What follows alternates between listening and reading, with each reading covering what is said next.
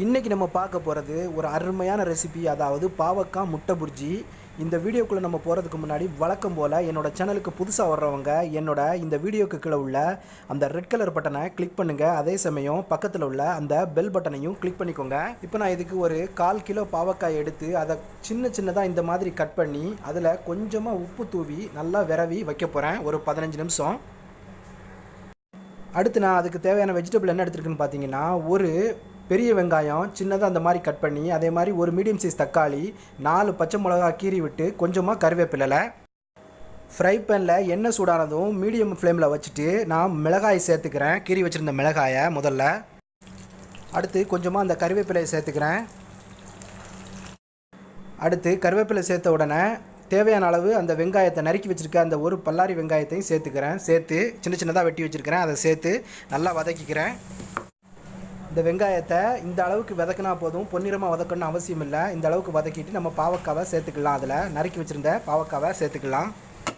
இந்த பாவக்காய் சீக்கிரம் வேகிறதுக்கு அது மேலே ஒரு பிளேட்டை வச்சு மூடி போட்டு கவர் பண்ணி வேக வைக்கிறேன். இடையிடையே ஒரு 2 நிமிஷத்துக்கு ஒருக்கா அதை ஓப்பன் பண்ணி பார்த்து இப்படி கிளறி விட்டுக்கணும், இல்லாட்டி கீழே பிடிச்சிரும். இந்த மாதிரி கிளறி விட்டு பாவக்காவை வேக வைக்கணும். இப்போ பாருங்கள், பாவக்காய் நல்லா வெந்துருச்சு. மேக்ஸிமம் ஒரு 75% 80% வெந்துருச்சு. இந்த மாதிரி பாருங்கள். இப்போ இந்த சமயத்தில் அடுத்து நம்ம கொஞ்சமாக மஞ்சள் தூள் சேர்த்துக்கிறோம். இந்த அளவுக்கு போதும். அடுத்து ஒரு 1/4 டீஸ்பூன் அளவுக்கு கொஞ்சமாக ஜீரகத்தூள் சேர்த்துக்கிறேன். ரொம்ப வேணாம், கொஞ்சமாக சேர்த்துக்கலாம். சேர்க்கலைனாலும் பிரச்சனை இல்லை. அதையும் சேர்த்து நல்லா வதக்கி எடுத்துக்கலாம். பாவக்காவை நல்லா வேக வச்சுக்கலாம். இப்போ பாவக்காய் ஒரு 90% வெந்ததும் நம்ம வச்சுருந்த தக்காளியை அதில் சேர்த்துக்கலாம். ஒரு தக்காளி நம்ம கட் பண்ணி வச்சுருக்கோம், அதை சேர்த்துக்கலாம். சேர்த்து நல்லா மறுபடியும் வதக்கலாம். இந்த தக்காளி சேர்த்த பிறகு கூட அதே மாதிரி மூடி போட்டு ஒரு நிமிஷத்துக்கு வேக வச்சாலே சீக்கிரம் வெந்துடும். இப்போ பாவக்காய் நல்லா வெந்துருச்சு. தக்காளி ஆனால் மசியலை பாருங்கள் எந்த லெவலில் இருக்குன்னு. இப்போ நான் முட்டை சேர்த்துக்கிறேன். ஒவ்வொரு முட்டையாக நான் அதில் உடச்சி ஊற்றிக்கிறேன். பாருங்கள், ஒவ்வொரு முட்டையாக நான் அதில் உடச்சி ஊற்றுறேன் பாவக்காவில்.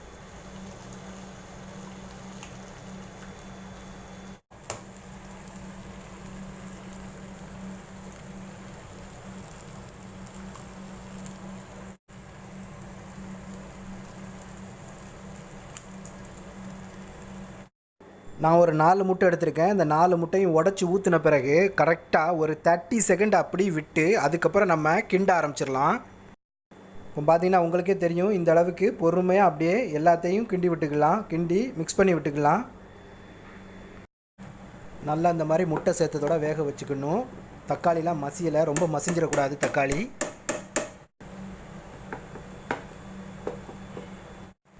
அடுத்து நான் ஒரு 1/4 டீஸ்பூன் மாத்திரம் மிளகு தூள் எடுத்துருக்கிறேன். அதாவது வெள்ளை மிளகு, ஒயிட் பெப்பர் எடுத்துருக்கிறேன். போட்டு இதில் கிளறி விட்டுக்கலாம், நல்லாயிருக்கும்.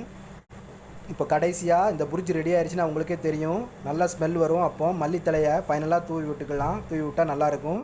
இது இல்லைனாலும் பிரச்சனை இல்லை, ஆனால் மல்லித்தலை தூவி விட்டிங்கன்னா செம்மையாக இருக்கும். கடைசியாக இப்போ ஃபைனலாக அருமையான ஒரு பாவக்காய் முட்டை புர்ஜி ரெடி ஆயிடுச்சு. நீங்களும் உங்கள் வீட்டில் ட்ரை பண்ணி பாருங்கள். இந்த வீடியோ உங்களுக்கு பிடிச்சிருந்துச்சுன்னா லைக் பண்ணுங்கள், கமெண்ட் பண்ணுங்கள், ஷேர் பண்ணுங்கள், மறக்காமல் சப்ஸ்கிரைப் பண்ணுங்கள்.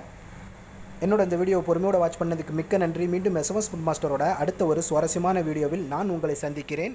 நன்றி.